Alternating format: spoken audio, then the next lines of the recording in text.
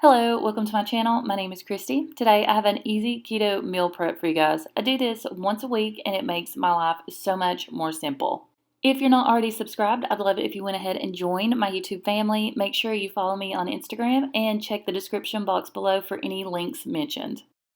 We have to have our keto sweets, so I'm going to show you how I make the easy basic recipe for keto cheesecakes. So all you really need for the crust is almond flour, sweetener of your choice, and butter. Since this is just the bottom of the cheesecake crust, this is one of the only times you'll see me not sift my almond flour. So the crust is 3/4 cup of almond flour. Sweetener of your choice. I'm using the monk fruit stevia allulose blend from High Key. I do have a discount code for them. I love all of their products. You guys already know that. So check the description box below. What I do is I start out with 1 tablespoon of any sweetener. Then I'll add my 2 tablespoons of melted butter.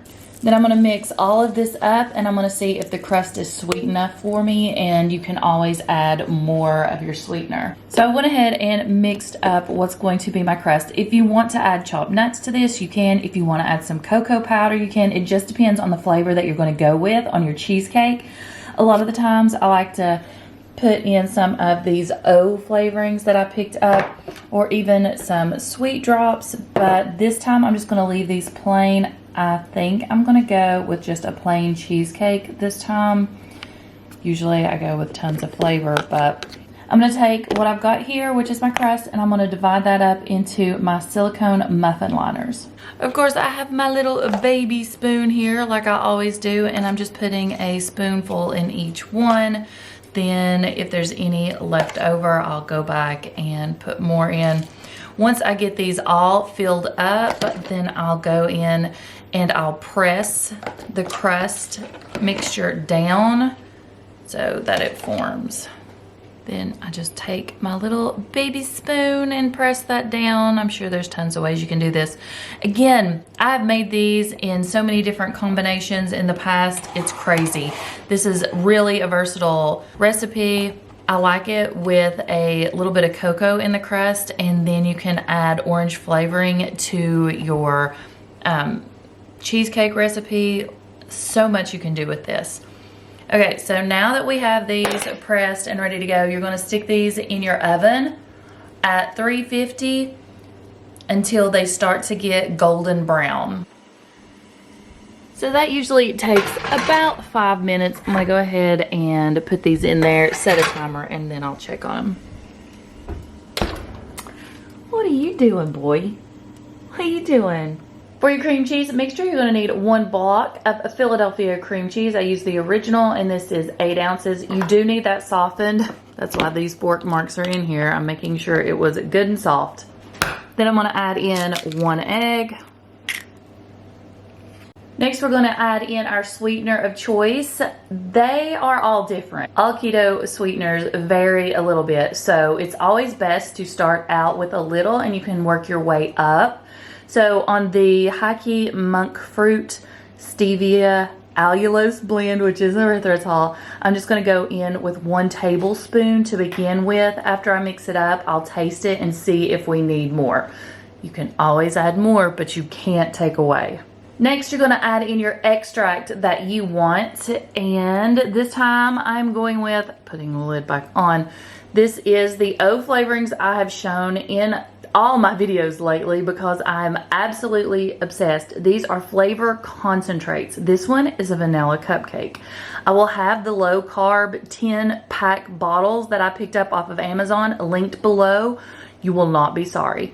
So I'm just shaking this up, and I'm going to add several drops of this concentrate to this mixture. I'm going to go ahead and blend this up with my mixer until I get it nice and smooth.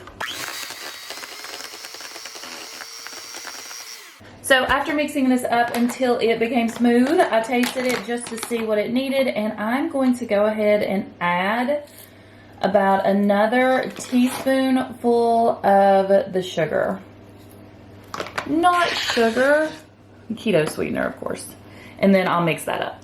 Okay, my crusts have come out of the oven now, and you can see that they're nice and golden brown. The flavor combinations that you can go with this are limitless, and that's why I love this really basic cheesecake recipe. I'm gonna put a spoonful in each one of these, and then I'll go back and even them out. I know I did not pick the best bowl for this, but this is quick, easy meal prep that I do every week, and we have to have a dessert to grab when we want something. If I don't have keto prepared sweets on hand, then I don't want to chance a cheat. For me, I have not had any issues with cheating or wanting to cheat in months, but Chris lately has been falling off the keto wagon. They're driving him crazy at work. They're constantly bringing in all these baked goods and donuts and biscuits. So I thought that I would step up my game a little bit so that he would have some more options. Okay, I have these as evenly portioned out as I can get them. I'm gonna go ahead and stick them in the oven at 300 degrees. I'm gonna go ahead and put these in. I'm gonna check them after about 15 minutes, but I've learned from making these numerous times that they usually take a lot longer. Okay, these have been in for about 15 minutes, and you can see they look a little soft still. I shake them and they jiggle, so I'm gonna go ahead and set a timer for 5 more minutes. The magic number this time was 23 minutes in the oven, and you can see sort of butchered this one where I kept testing it with the little cake pick. These you don't want to get overdone because then they just dry out. I'm gonna sit these on this wire rack on the bar, and I'm gonna let them cool. I'll probably go ahead and take them out of this metal pan so they won't continue baking. These will sit here and cool for a while, then I will store them in this container in the refrigerator. When we want them, I may add things to them. Since this one is more of a plain flavor, I went with the vanilla cupcake flavoring. I could add chocolate drizzles to the top, Cool Whip, homemade heavy whipping cream to the top, maybe a few strawberries or blueberries, but this one is very versatile with whatever toppings that I want to put on them. I would tell you how long they last in the refrigerator, but there's only 9 here. We are a household that is always full. Right now, I have a house full of kids over, and they have a tendency to eat our keto food and not know the difference. And this is definitely one that they would eat and have no idea that this is keto and not horrible for them. So just gonna let these cool for a little while. I'm gonna be meal prepping some gravy from the Southern Keto Cookbook, so I won't be able to give you all the exact measurements or the exact recipe, but I will link this below if you want to go purchase it. I highly recommend it. This is a really simple recipe. This recipe honestly takes minimal effort, minimal ingredients, and it really is delicious, and it reheats well. So I'm going to go ahead and brown up a pound of sausage. Once you have your sausage cooked down, you're just going to go ahead and add in your water.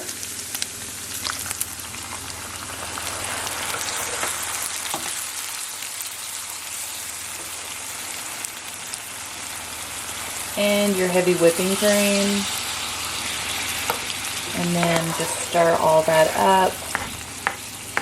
And you're going to continue cooking this until it starts to thicken up.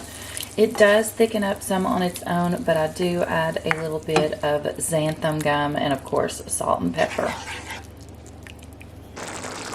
We do not like our gravy too thick, so I'm only going to let this cook for a few more minutes so that it's still a little runny. Then I'll transfer it over to a glass lock and let it cool. Then we can have it throughout the week. So here it is in my container. It's just sitting on the bar cooling. You can see how much it makes. It makes quite a bit of gravy. Bradley likes to just eat this by itself with a spoon, but I also put it on eggs. I'll make biscuits, tons of things that you could do with gravy, of course.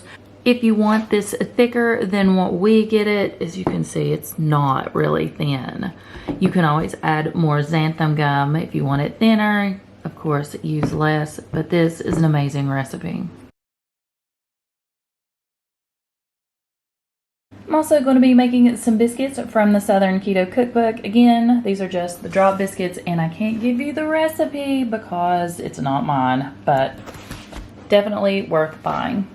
I just lined 2 cookie sheets or baking sheets with parchment paper, and these just are drop biscuits. I try to get these as equaled and proportionate as possible, and look, this time I got 10. These go in the oven for about 10 to 12 minutes until golden brown. This is a really simple biscuit recipe, guys. You will not be disappointed. Okay, biscuits are done. I'm letting them cool here on the bar. Then I will put them in an airtight container and store them. Briley and Kerrigan are already digging in. I should have probably made a double batch.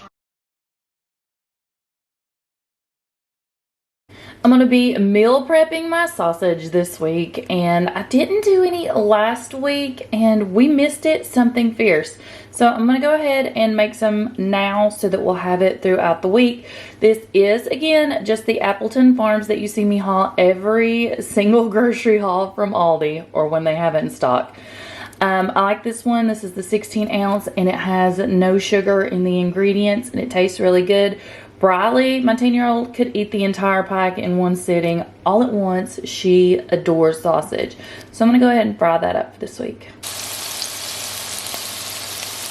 Luckily, this only takes a few minutes, but I have found it's just easier to go ahead and prep it and have it in the refrigerator ready to go than fix it all at once when somebody's starving to death. As I'm sitting here finishing up this sausage, I'm thinking, would it be too much if I went ahead and made sausage balls also? So sausage balls and sausage this week? I don't know. We left sausage, so I may do both. Okay, sausage is done. I've just got it in this glass lock and lock. After it cools down some, I'll store it in the refrigerator. I did not get it as crispy and done as I normally do since we're going to be rewarming this throughout the week. I just didn't want it to be tough. This is the bacon that I'm frying up this week. Again, this is the Appleton Farms. It does have some sugar in the curing process, but the carbs still register as 0. And we like to always have bacon on hand. And I still make my bacon old school in a skillet.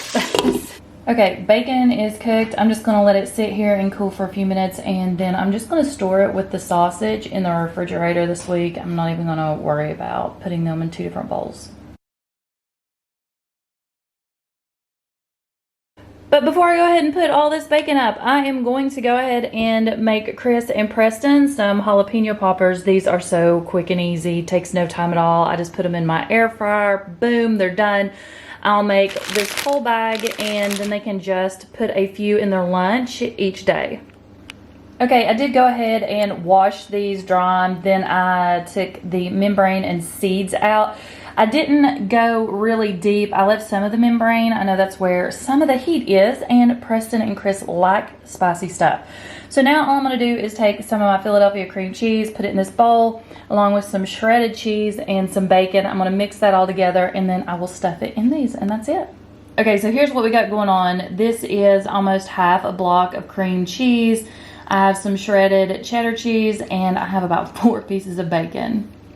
Now, once I have all that mixed up, I'm just going to take a spoonful and run it along one of my jalapeno peppers.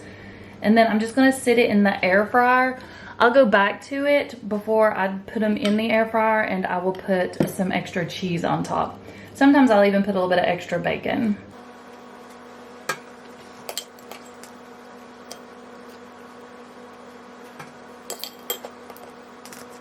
Okay, I've got them stuffed and put in the air fryer basket, and then I'm just going to add a little bit of cheese to a few of these.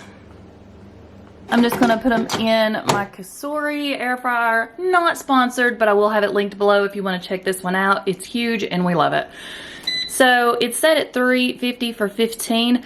I'm just going to go ahead and start it, and then I'll come and check on it in a minute because it does have a pause button. So... okay, I just checked on them. They had been in for 10 minutes. Here's what they look like. They have got nice and crispy on the top, just the way we like them.